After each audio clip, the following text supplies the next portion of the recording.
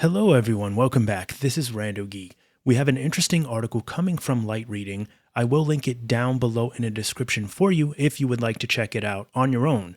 But it looks like T-Mobile is being accused of having its 5G service interfering with some fixed wireless service from a smaller company called BlueSurf. That's BLOO Surf, S-U-R-F.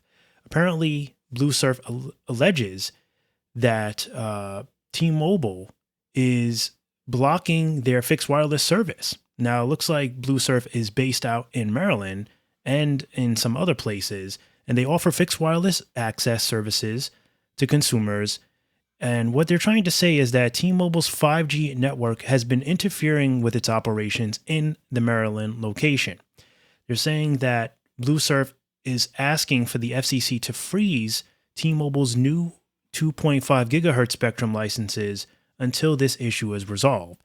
BlueSurf made a statement, it looks like they're saying that BlueSurf's network provides a critical lifeline to local communities, including by offering voice/911 service to many of its customers, and by providing broadband access where it is not otherwise available. So in this area, BlueSurf is probably a top dog for the people of Maryland. And they're saying that BlueSurf opened this new filing with the FCC. But they're saying, however, due to co-channel interferences caused by T-Mobile, BlueSurf customers have experienced CPE, customer premises equipment, disconnections, and degraded broadband speeds.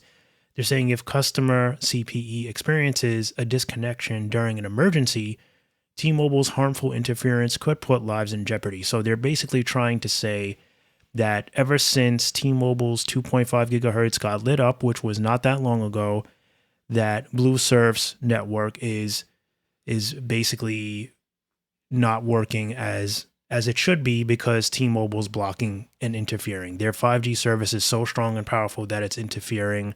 Looks like, both networks are crossing paths. Somehow the spectrum is getting in the way.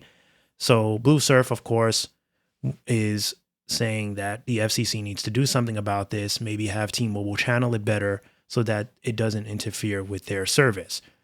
They're also saying that BlueSurf called on the FCC to order T-Mobile to cease transmitting its 5G signal and to block the operator from receiving the spectrum licenses it won during an FCC auction in 2022.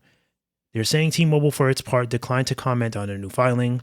FCC officials typically do not comment on such complaints, and it is unclear whether the agency will consider BlueSurf's requests. They're saying in its new filing, BlueSurf said that it first discovered that in 2020, T-Mobile services might be interfering with its fixed wireless operations. Found in 2009, BlueSurf operates a 4G fixed wireless access network in 2.5 gigahertz and 3.5 gigahertz CBRS spectrum across roughly 15 sites in Maryland. The network is partly funded with money from the FCC's CAF2 program, which supplies subsidies to internet providers so that they can build networks in rural areas. So this is why BlueSurf is very popular, because in Maryland, as we know, it's a very rural community there, and there's a lot of land and areas where T-Mobile service is probably not very strong, and neither are the big three carriers. So smaller companies sometimes often do better.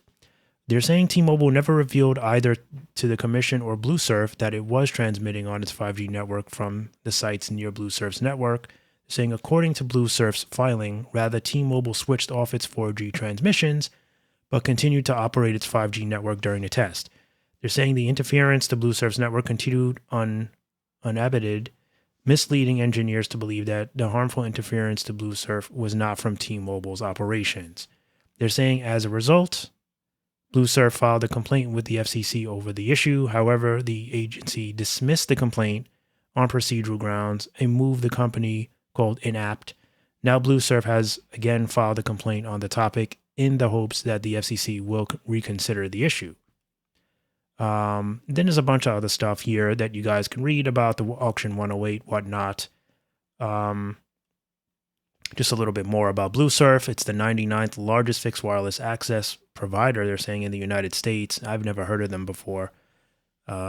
T-Mobile, of course, is one of the biggest. So, all right, so interesting stuff here, which is why I'm sharing it with you.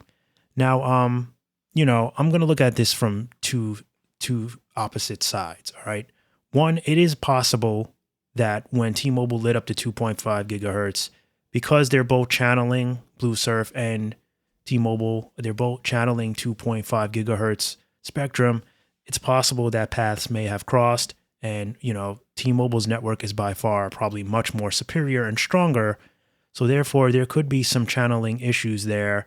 It's also possible that now that T-Mobile has sparked up these 2.5 gigahertz, they're probably a lot stronger there. There's probably a presence that was not there prior to the light up of these 2.5 gigahertz from the auction 108 for T-Mobile, and now maybe Blue Surf is feeling that pain because they're not the big dog in town anymore. Now with T-Mobile being able to access a wider range of customers, offering a much better service probably, and maybe an even better internet package overall, better deals, better value with a household name like T-Mobile, Blue Surf could be feeling some customer loss. There could be some customers leaving, or there could be some fear that they're going to leave once the community there realizes that they have more options now. So again, this is just an opinion. I don't know. I don't live in Maryland, and I'm not really sure if that's the case or not. It could simply be T-Mobile's network is just so strong, they didn't channel things right, and maybe paths are being crossed. Either way, T-Mobile hasn't commented because maybe before they open their mouths, they want to take a look into it. It's very possible.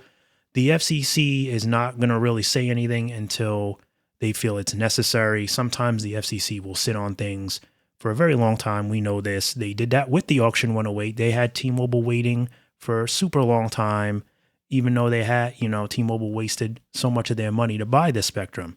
So the FCC is not always a reliable source. They're not always there to help you. Obviously, if anything, it's probably the other way around. Whatever suits their boat and basically gives them a way for them to profit is usually how things work out for, businesses.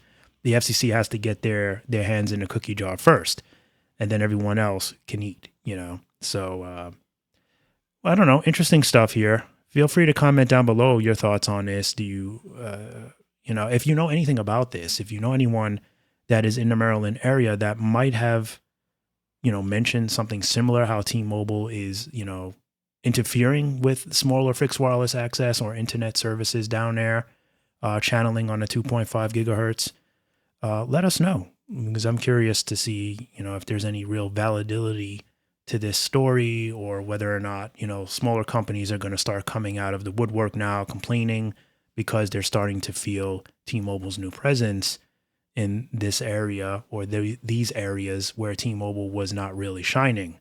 And, that could be changing now. As we see, there's been a number of people talking about how T-Mobile's service has gotten much better. Speeds are vastly improved for many.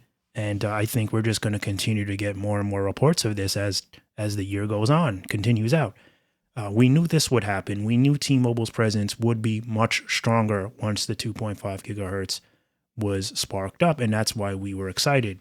I was anticipating, and I'm very, very curious, or I was very curious, and I'm starting to see evidence of this, how much improvement would be. And as we can see, the results are starting to come in. And T-Mobile is getting stronger and stronger now. So this is interesting stuff here. Anyway, once again, thank you guys so much for stopping by and watching, and we'll catch you in the next one. Bye for now.